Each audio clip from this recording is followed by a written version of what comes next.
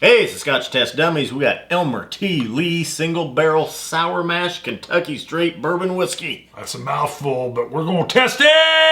I was trying to get that all out in one breath. Perfect. Do that again. Boy, that was good. Oh. Or you wanted to sing? I thought you were going to do it again. The year 2000. In the year 2000. All right, what are we doing? Elmer T. Lee, I was in our liquor store.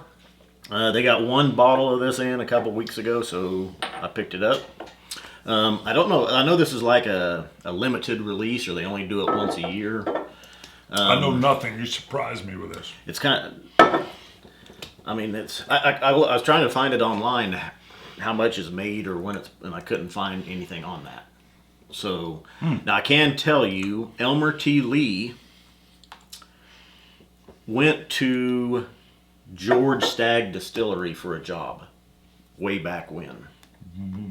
In the wind. Like 1949. Ooh, that is a way back. And he was told by the master distiller then, or the head of the distillery, Albert Blanton, we're not hiring anybody, young chappie. Dang, I love Blantons. Yeah. Keep So going. anyway, somebody else though at the Chappie? somebody else at the distillery liked him and said, "Why don't you come in next week? We'll put you to work anyway." So he was denied.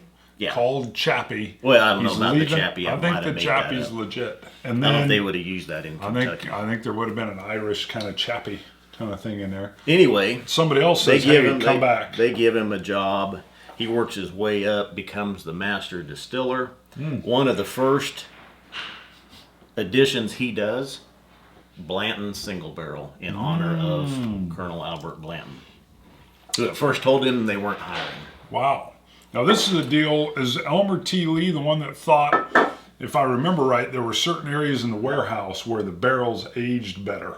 I think that was Blanton. That was Blanton himself. I believe so. Okay. I just remember knowing that with Blanton's. I remember that part too. Yeah, there's certain areas of their warehouse where the barrels are better.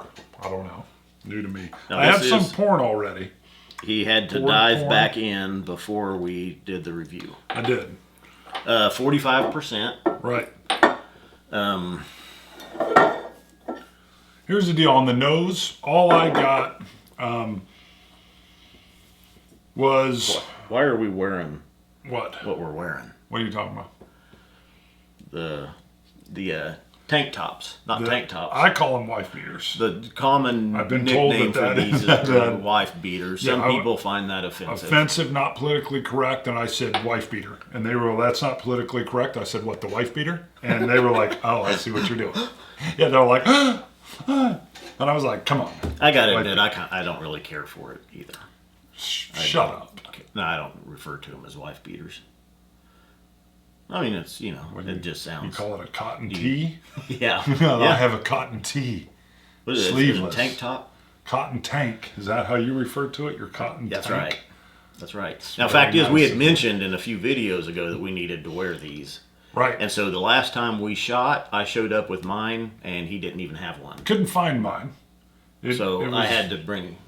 You're wearing one of mine. one of his. It's stretched. skin tight. Yeah, it's stretched a little bit. I almost have like a breast going with this deal because it's so tight. And I can see, I'm looking over at the monitor, you go to the pool a lot more often than I do, and you look much more blended. We have a pool. Okay. We put in a swimming pool last year. You put in a swimming So pool. I have been out to the. I mow the yard is what, this is the tan I have. This is a mowing tan. And I'm German, so it's always fleeting. It's fleeting Yes. at all times. And I burn. But, Okay, you had started to hit on your nose. well, on this, we wore the wife beater because I thought it'd be funny, and I've been tank. teasing Trenny and C. The cotton tank. Right. I told Trenny and C they needed to wear wife beaters with chest hair spilling out. I got a little bit. What'd you call it? A cotton tee? Yeah. Cotton tank? Sorry. So the nose, I get mild. It's a mild nose, and I get kind of a strong corn, and I get a little bit, I always hate to say it when it's in the title, but I feel like I can smell the mash. The sour, yeah. Yeah, I think I got some of the sour- corn, that strong corn and the sour mash. Yes, I feel like I get the sour mash, and you're going to be hearing me say mash a lot as we move through, because I don't know if it's just it was suggested, but I feel like that's what I'm getting. What do you got? Anything? Great bourbon notes as well, as well as what you are getting. I.e., I'm getting some cinnamon and some vanilla cream. I like how you tied that in with the IE. All right, if you go way in the Wayback Machine, he just said it has bourbon notes, and a commenter, what was the commenter's name? Turd Bucket? I don't remember if that was Fart Fud Check or Turd Cutter. Turd Cutter. He called him a douche. Yeah. We've explained that. They've seen that. I know, but I still love it. The fact you're like, hey, a commenter called me a douche. I'm like, yes, that's awesome. I go, anybody that's passionate and they leave a comment, we love it. That's cool. Bring it. All right. So, taste. What did you get? Because I know you're doing it right now. It's delicious. I immediately thought that. There's some corn that's present, that corn alcohol. It's very creamy. Vanilla is coming through. Oak. Cinnamon. Yep. I'm telling you, this is delicious. I got my first little asterisk or bullet was a musky corn mash. It just brings out that musty corn mash. That sweet and the sour is my second bullet.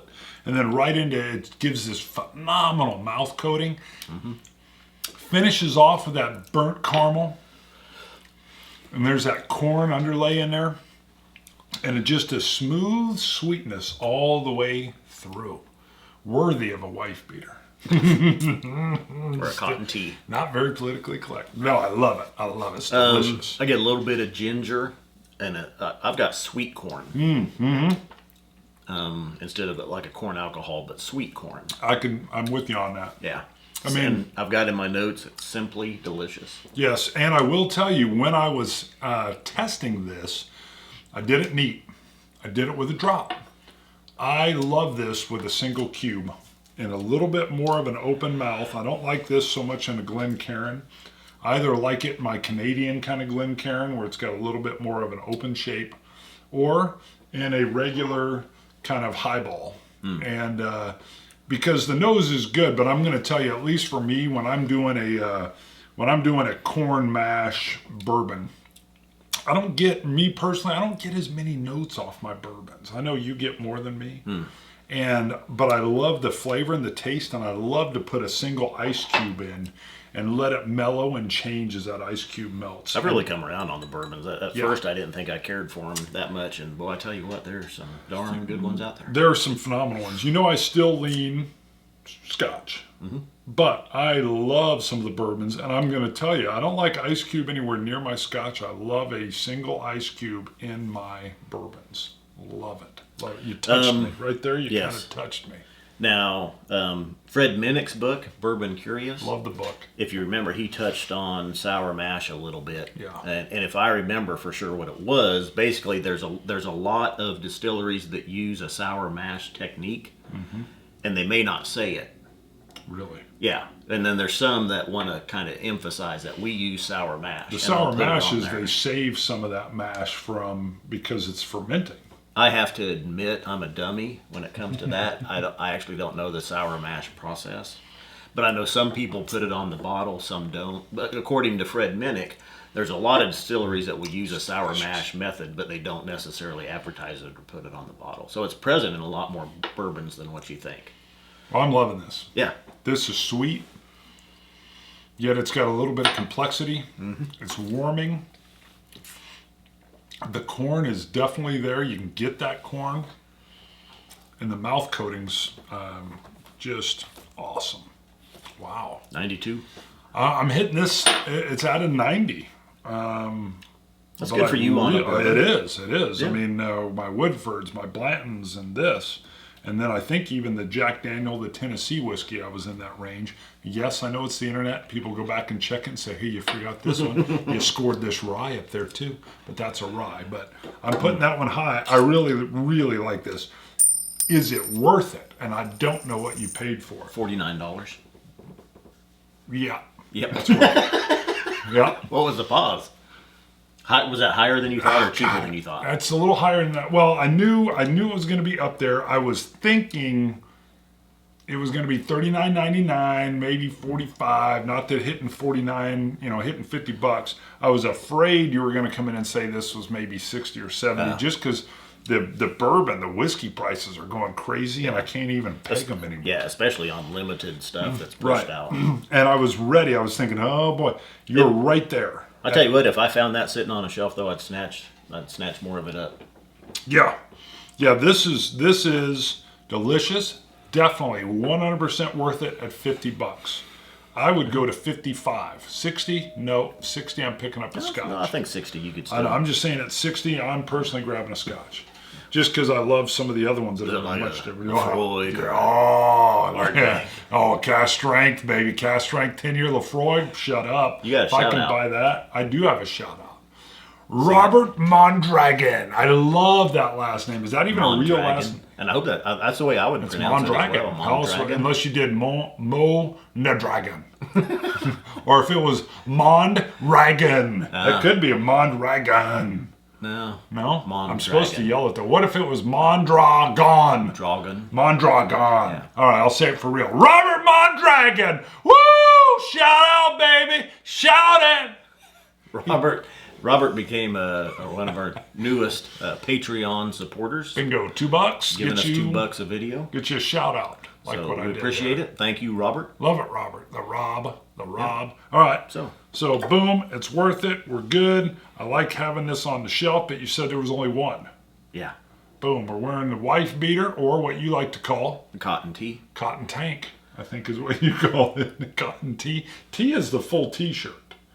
It makes the shape of the T. This is a tank. Okay. All right. Tank sounds stronger to me. I want something strong. Like this, Elmer T. Lee. Scotch it. You Scotch gods. So aren't you? Dummies.